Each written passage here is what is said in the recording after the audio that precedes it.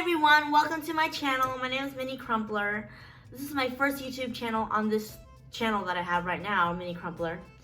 And I wanted to talk to you about my Tourette syndrome and how it affects my housing and my living situation. What Tourette's is, it's a neurological condition where one has physical and outbursts, like involuntary outbursts and physical movements. Sorry, I messed that up. And I can't control it.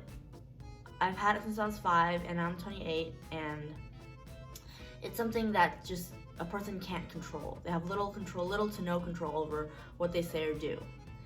I wanted to talk about how Tourette's has affected my moving situation and housing situation, and how to live a normal life, with Tourette's, how to live your day-to-day life without worries, without fear, without distraught. And I want to talk about my moving experiences first.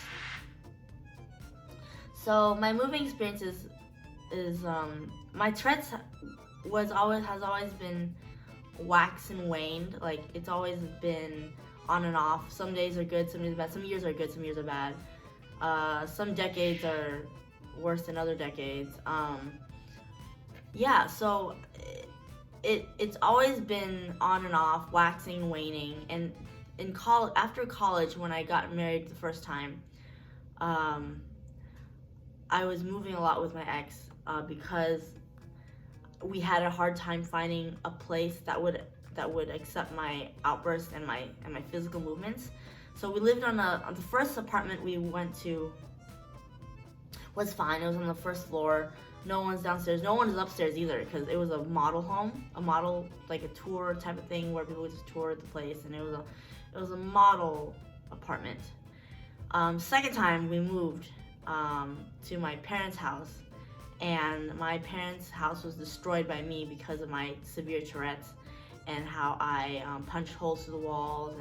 But they didn't really care because I was lucky enough to live in a place where it was owned by them, so my mom can just patch things up and fix it.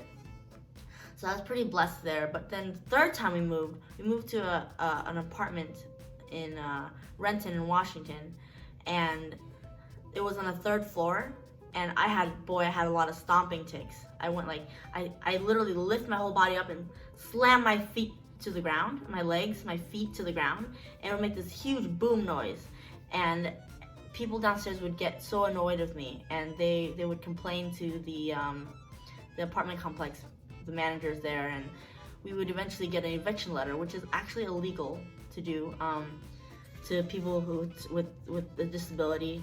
Housing discrimination is illegal in nearly all housing situations: private housing, public housing, housing that's funded by receiving federal funding. But it's hard because my Tourette's is so disruptive that it can cause other people's living situation to be bad. So I had an eviction letter, which is not legal, as I said, but people did it anyway because their lawyer said that they should send me a letter saying that if I don't do something about this, I'd be evicted. So even though we talked to the managers at the apartment complex, they couldn't do anything about it. We couldn't just boot out the person downstairs because it's their living space. And actually, we moved again, and this time I tried living downstairs, but for some reason my tics were triggered by the sounds that the upstairs neighbor made. This was on the bottom floor, and I think it was because I was pregnant during the time, and I was hormonal, and my tics were really bad, and for some reason the sound of stomping and walking all sorts of hours, these neighbors were loud. They walked at all hours of the day. I would break down, and I'd bawl, and I'd curl up in a fetus position, and I'd cry. Just hearing the noises just triggered my tics. And it's not that's the case anymore, but it happened during that time.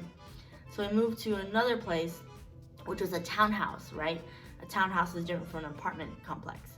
And it was fine at first, but then my stomping tics reverberated through the beams onto the other neighbor, onto the sharing wall of the other neighbor's house. And that caused them to get really mad and disturbed, and they eventually hired a lawyer, and I hired a lawyer, and we fought with each other. And she claimed that my Tourette's, my stomping tics, affected her MS,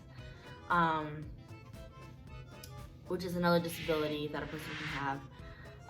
MS. I don't remember what it stands for, but it's something that she had, and she said that my disability affected her disability. We're butting heads, and eventually we had to move again.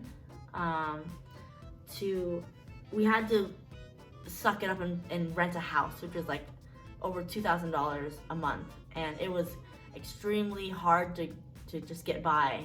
But that was the only solution during that time, is to have a standalone house, a rambler. So we moved probably like 4 or 5 times within like less than 7 months. And it was a lot. It was really stressful for me because people don't understand, and neighbors don't want to understand, or they just don't want to deal with me. The next thing I want to talk about is when you move to a new place, how do you disclose your tics to, let's say you're renting out a house, how do you disclose it to the landlord? How do you disclose it to the apartment complex managers and employees there about your Tourette's before moving in? And the thing is, although we have fair housing, it doesn't always seem to work because let's say landlords, they discriminate you. Even though you have a disability, they discriminate you.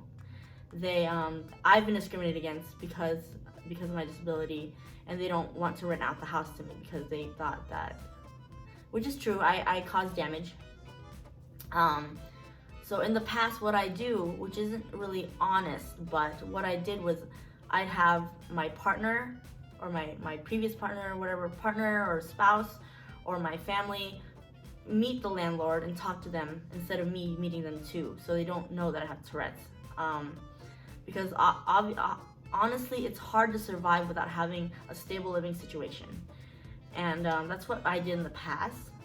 It's not like you're supposed to disclose your disability. You're not obligated to.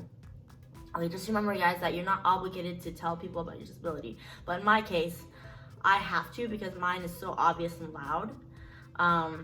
And so that's the situation, is that when you are trying to rent a house from a landlord, it's important to find someone that's understanding. Whoops. It's hard to find someone that's understanding and they would accept you for who you are and let you rent out their house. So I'd suggest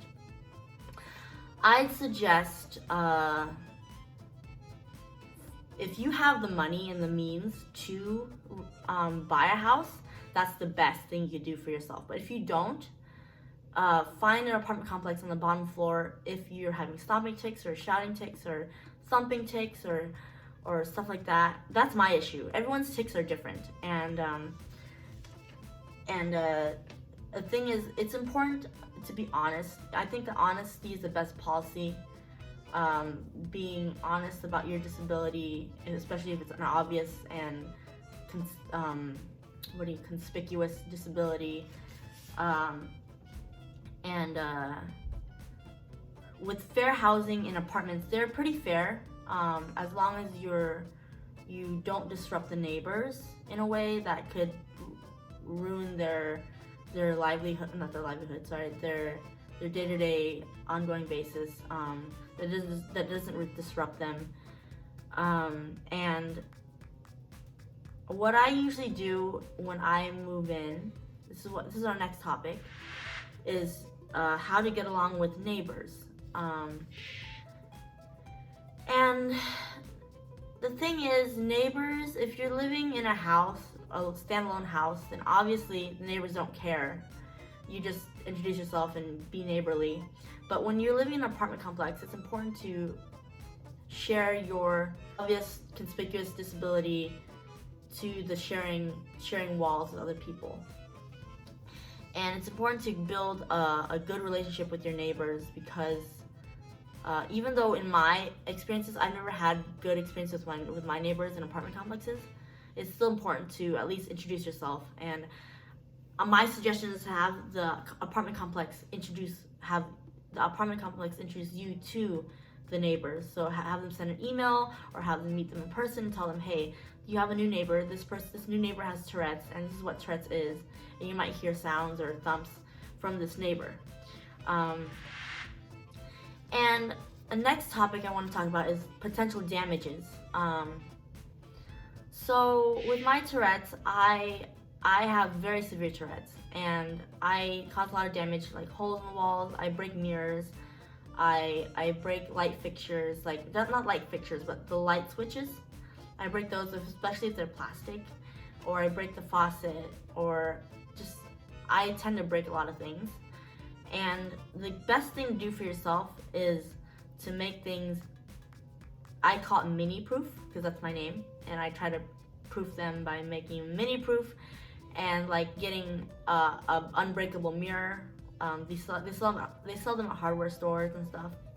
They just custom cut it for you. And switching the light switches to like metal pieces instead of plastic. So if you hit it on the side, it doesn't break as easily. It doesn't break at all, actually, because it's metal. And trying to make things mini proof is really hard, but it's possible. To make things tick proof is possible. And hey! And that is important to do, because if you're living in an apartment and you're breaking their mirrors, that you'd have to pay for the damages. The thing is, you'd have to pay for the damages when you break stuff at a landlord's house or a rental apartment.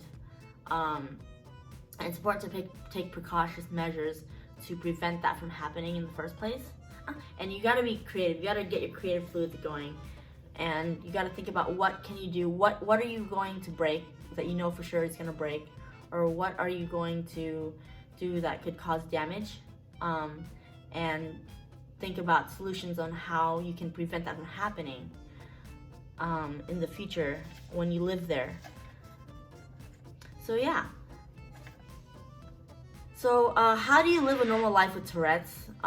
You just basically, everyone needs a stable housing situation. Otherwise the tics get worse because you're stressed out about having to move all the time. I know my Tourette's was so bad when I had to move all the time, because that was, on top of that, my Tourette's was already bad, but I had to move many times, and that made it worse.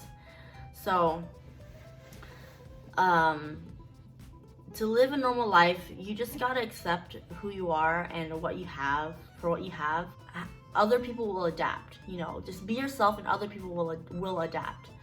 And I always get strange looks from strangers and public scrutiny and stuff like that, but people do adapt, and most people are really nice. Even if they're faking it, they're nice. I rarely get rude people coming up to me and telling me crap that I don't deserve to hear or receive compliments from. But live your life to the fullest, like a normal person. Like, just do your hobbies and passions, and find ways around it, even if the tics gets in the way. To find a way to live a healthy and fulfilling life, despite your Tourette's, because everyone deserves to live a happy, fulfilling life. A happy, healthy, fulfilling life, actually. And I think it's important to take all these things into consideration if you have severe Tourette's, or know someone with severe Tourette's that's having trouble finding housing. And yeah, just, that's how you live a normal life. And that's it for today. Thanks guys for tuning in, and I hope you guys have a blessed day, and catch you later. This is Minnie Crumpler. See you later, guys. Bye.